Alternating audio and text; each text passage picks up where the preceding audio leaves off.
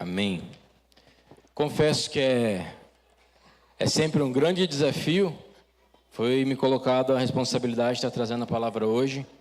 E é sempre realmente um grande desafio, com temor, porque, de fato, é a palavra do Senhor, né? E nós temos esse temor sobre o que falar. O pastor tem nos ensinado rotineiramente sobre a gente expor a palavra de Deus. A gente não vai falar sobre nós mesmos, mas vamos falar sobre essa lei, sobre esse livro, sobre a verdade. E isso é maravilhoso. E eu me sinto honrado em poder fazer isso.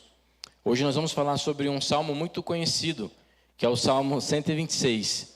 Eu acho que a igreja conhece, talvez não pelo número, mas quando a gente terminar de ler, muitos vai ter usado esse salmo para dias de sofrimento, para buscar esperança, quando você não está bem, quando você está esperando algo melhor. Esse salmo é muito utilizado para isso. E a gente vai entender um pouquinho do contexto histórico e trazer algumas reflexões. Amém? O salmo diz assim: quando o Senhor trouxe do cativeiro os que voltaram a Sião, estávamos como os que sonham.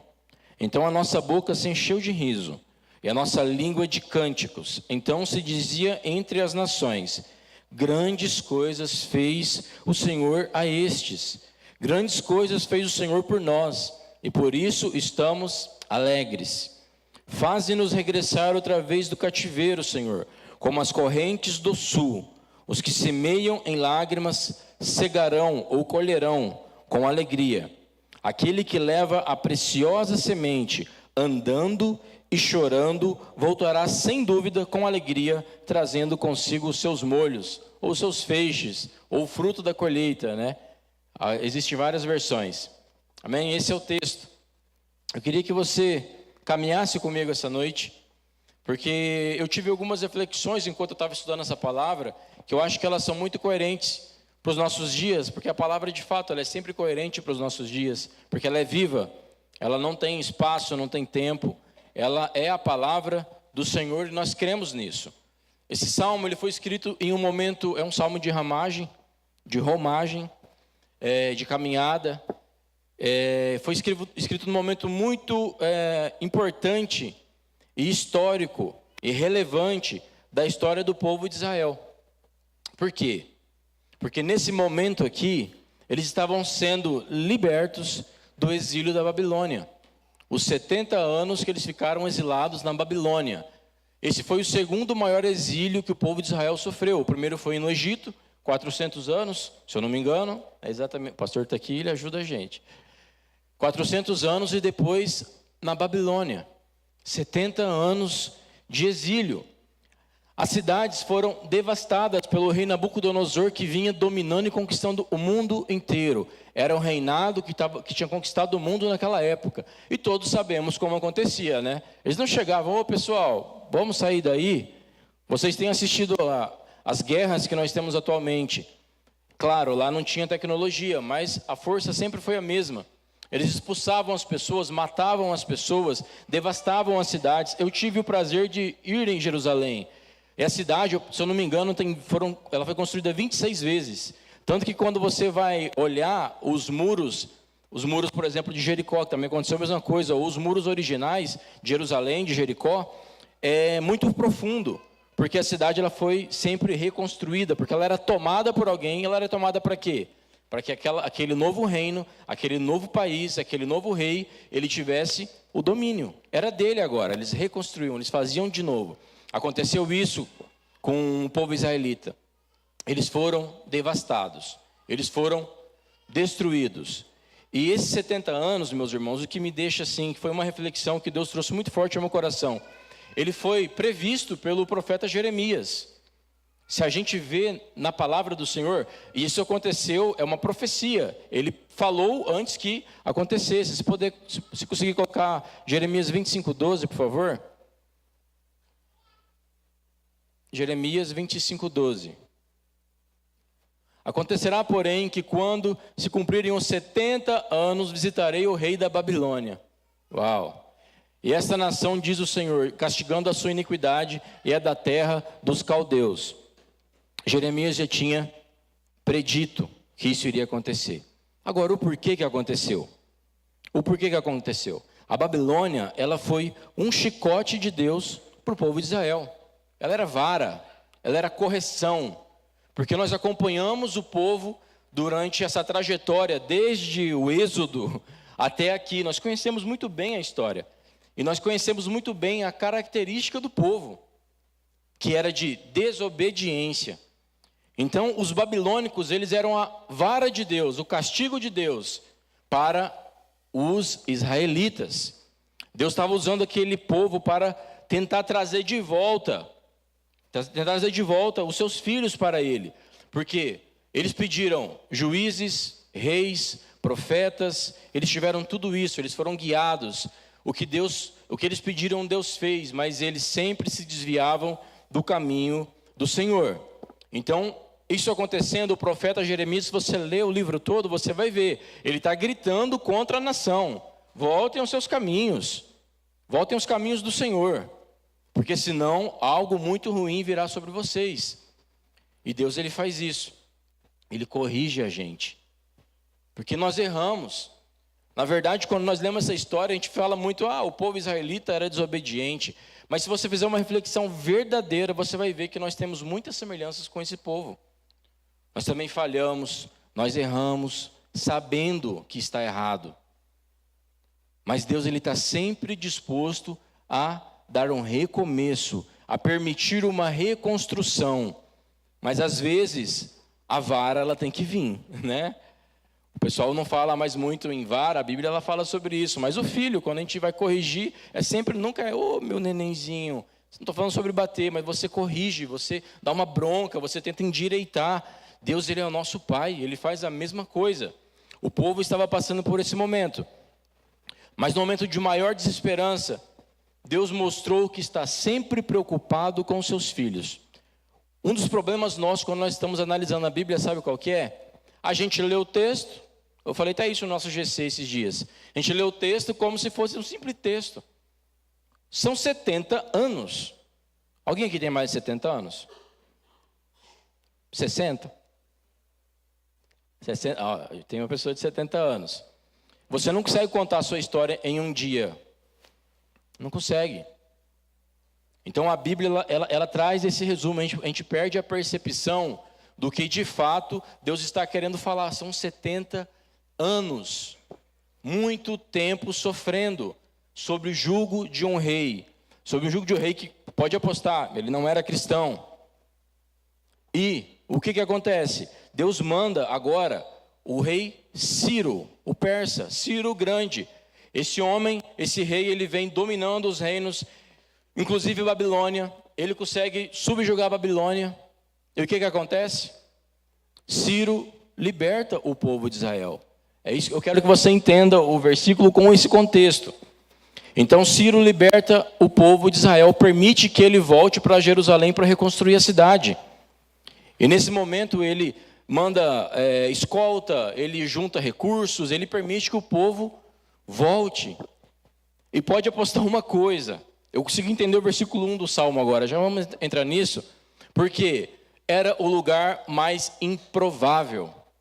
Quem poderia esperar que de um rei pagão viria a libertação do povo israelita? Mas as coisas de Deus é loucura, né? Para muitas pessoas, sabe por quê?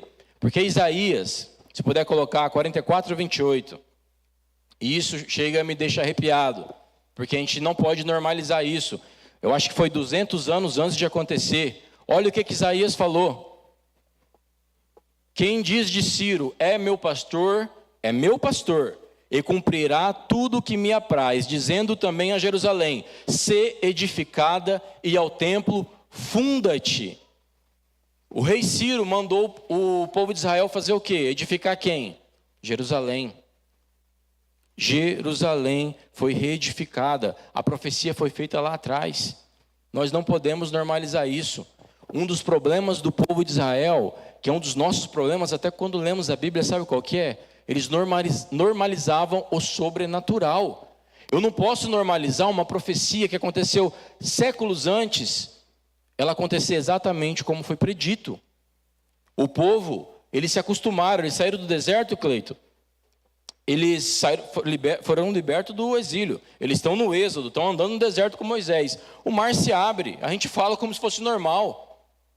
O mar se abrir, meus irmãos, quem já fez isso aqui? Não é normal. É sobrenatural. Esse é o nosso Deus. O mar se abriu, uma coluna de fogo durante a noite, uma coluna de nuvem durante o dia. O maná vinha de quem? Do céu, do próprio Senhor. Então é sobrenatural. E esse é o nosso Deus. Se Deus prometeu para o povo de Israel que iria acontecer lá atrás, que eles ficariam 70 anos naquela situação, eles sofreriam bastante, mas eles seriam libertos, a gente não consegue acreditar nas promessas do Senhor, porque nós somos ansiosos demais, nós somos imediatistas demais. A gente não consegue mais acreditar, porque a gente quer ver no dia. Por isso que eu chamo vocês para quando forem estudar um texto bíblico. Eu falei no nosso GC, Josué ficou preso 13 anos. Alguém aqui já ficou preso 13 anos? 13 anos numa cadeia é muito tempo.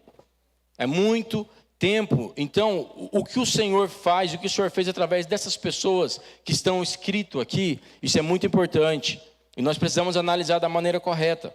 Então, Ciro, ele é o pastor do Senhor. Deus não se limita a nada. Ele usou o improvável para poder restabelecer a liberdade daquele povo. E uma coisa importante, eu trago duas reflexões. É muito importante nós sabermos o porquê estamos onde estamos. O povo estava naquela situação, por quê? Porque eles tinham sido desobedientes. Existia uma razão. Eu não sei pelo que você está passando hoje, qual que é a condição da sua vida. Da minha eu sei, nem tudo ainda.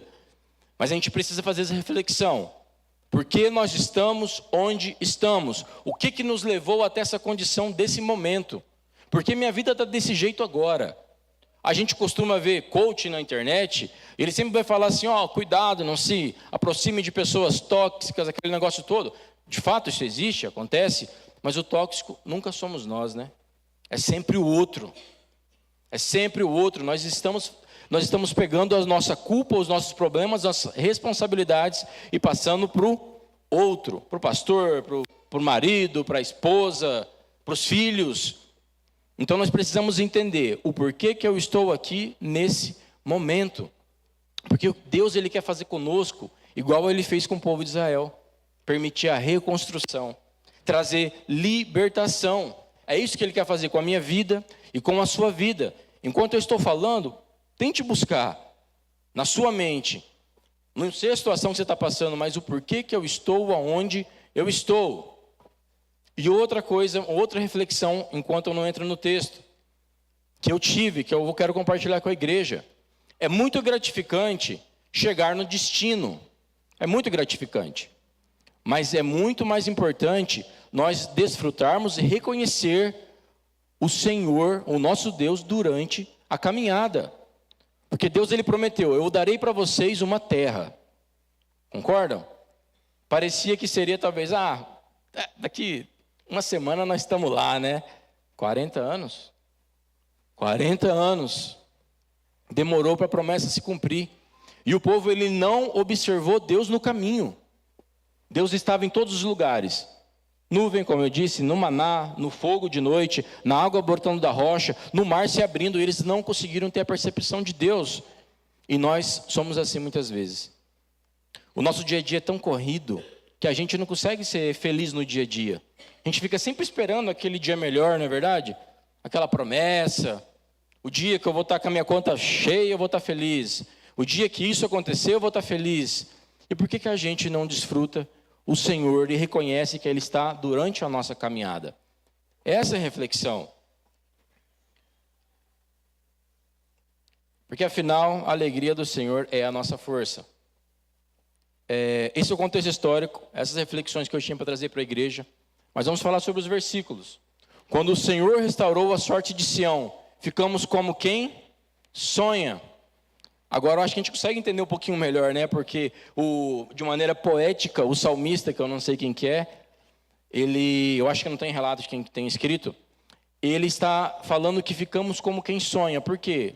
Você já conheceu a história, acabei de falar, 70 anos subjugado. Foram 70 anos. Então, eu sei que você está esperando o momento para falar isso, né? De que quando o Senhor restaurou a minha sorte, ficamos como quem sonha. Mas uma coisa aconteceu com esse povo. Eles não esperavam.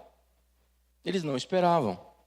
Devia ter alguém clamando, devia ter alguém orando, devia ter alguém jejuando, devia ter alguém buscando a face do Senhor, porque Deus, ele olhou com graça e misericórdia para aquele povo e permitiu que eles fossem libertos. Porque só pode ser feliz, meus irmãos, quem tem liberdade. Eles estavam presos, eles eram escravos. Então ficamos como quem sonha. Como quem sonha, Deus restaurou a sorte de Sião. Só pode ser feliz quem tem liberdade. E a nossa liberdade, ela vem de Jesus Cristo. É só Ele quem pode nos libertar, nos trazer para uma nova vida. E nós devemos entender isso e fazer uma nossa reflexão diária de que a gente precisa caminhar desse jeito. Versículo 2: então a nossa boca se encheu de riso e a nossa língua de júbilo. Então entre as nações se dizia: grandes coisas o Senhor tem feito por eles. Amém? Porque quando Deus, ele muda a nossa sorte, quando Ele tem um encontro com a gente, quando a gente é libertado, porque essa palavra não é só sobre o povo de Israel e aquele momento, ela é para as nossas vidas hoje.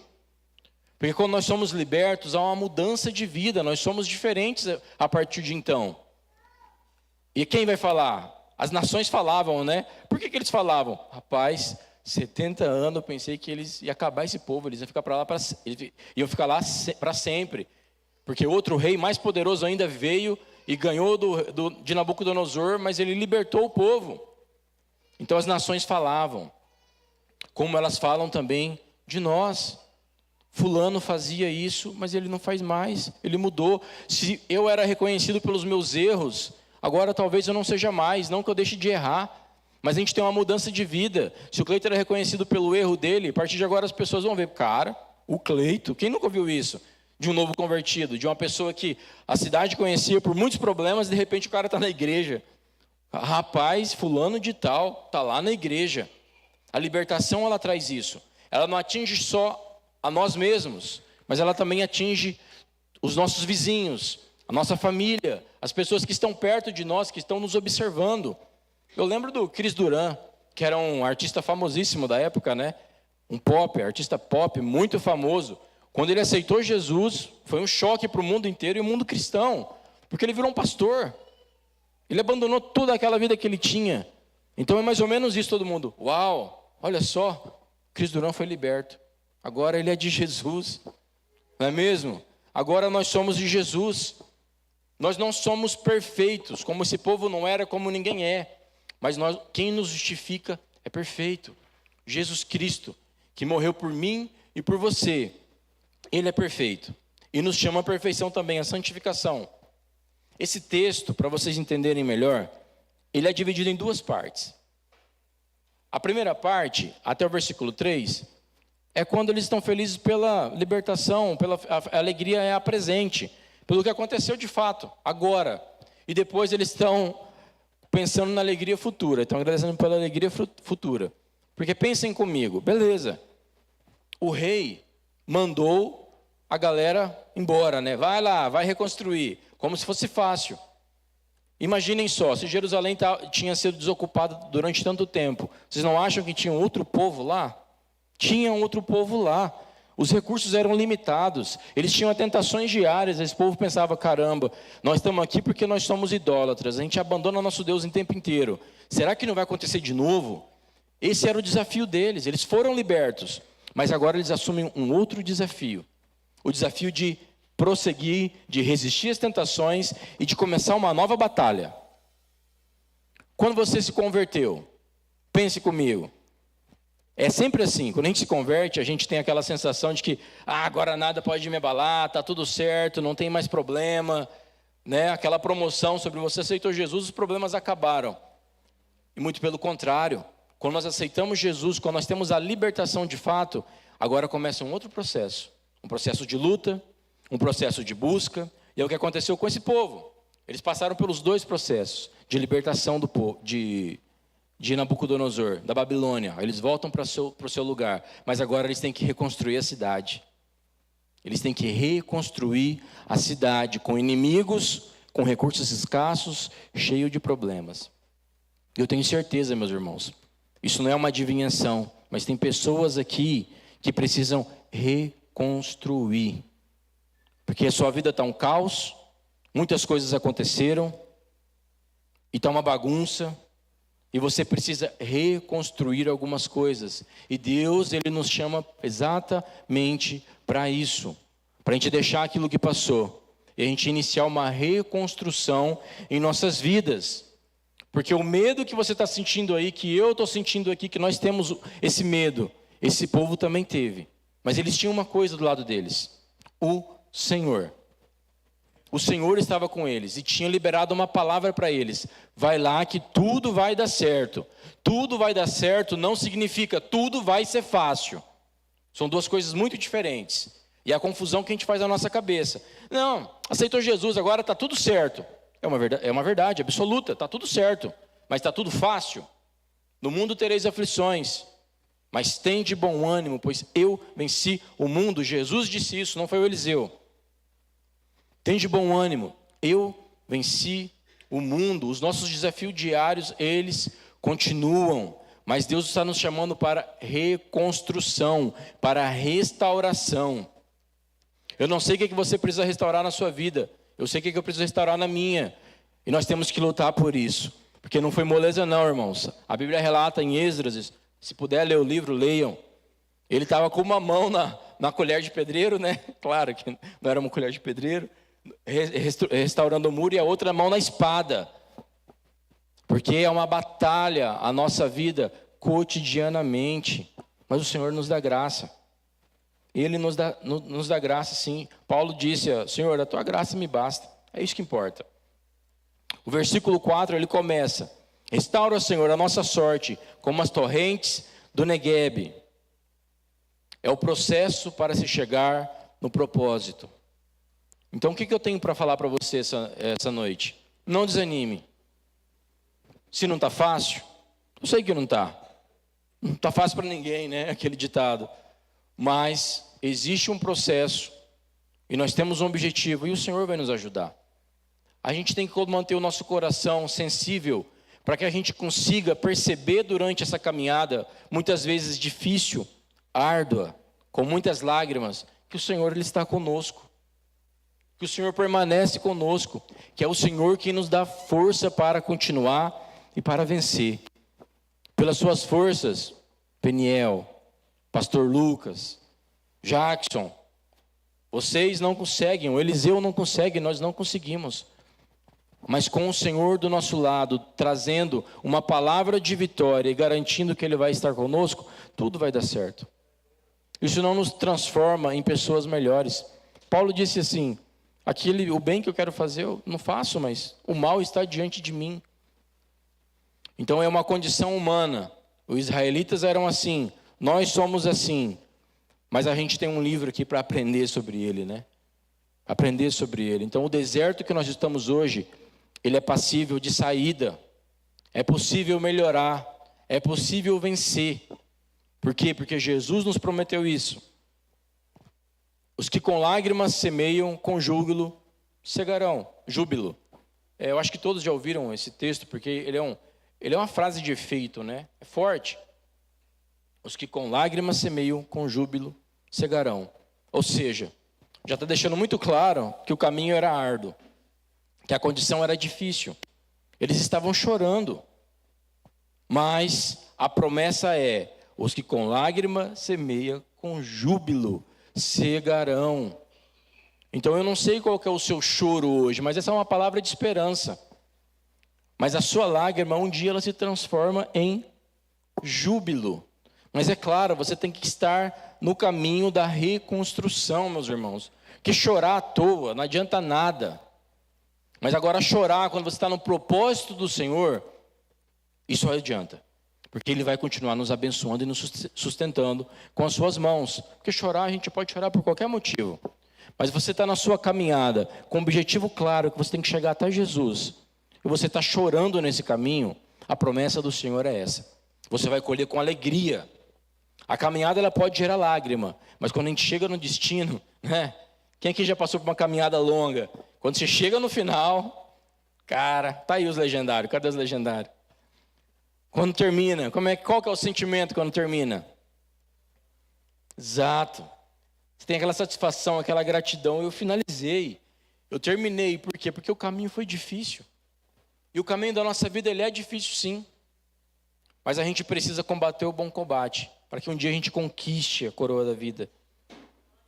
A gente precisa combater o bom combate. Não fique prostrado, não fique caído. Ah, mas irmão, aconteceu isso, aconteceu aquilo. Essas desculpas, elas sempre vão existir. E desculpas são desculpas. A sua melhor desculpa continua sendo uma desculpa. Não existe desculpa para não se levantar e para continuar. Esse é o chamamento de Jesus para nós. Aquele que sai chorando enquanto lança semente, voltará com júbilo trazendo os seus feixes. Versículo 6. Aquele que sai chorando, ou seja, tem que ter uma atitude de ação. Então, se você está prostrado hoje, o que Deus nos chama hoje, através da palavra do Senhor, é: fique de pé e vai. Ah, mas vai. Está doendo. Vai. Continua. Porque é o Senhor quem nos dá vitória. E é o Senhor quem nos sustém. Amém, meus irmãos? Eu queria que vocês ficassem de pé para me concluir.